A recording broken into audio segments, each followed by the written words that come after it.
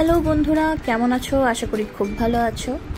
আমি তোমাদের প্রিয় বাণী চক্রবর্তী বোস, বাণীজ মেকওভার থেকে আজকে আমি একটা মেকআপ লুক নিয়ে এলাম তোমাদের সামনে।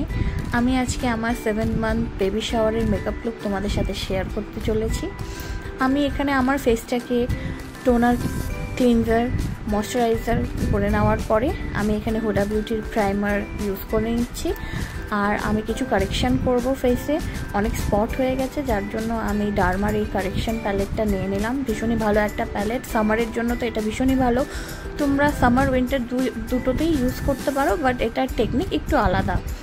তারপরে আমি এখানে শার্লি টিলবারির ফাউন্ডেশন ইউজ করে নিচ্ছি আর ফুল ফাউন্ডেশনটাকে সেট করে নিচ্ছি রিকোডের পাউডার দিয়ে।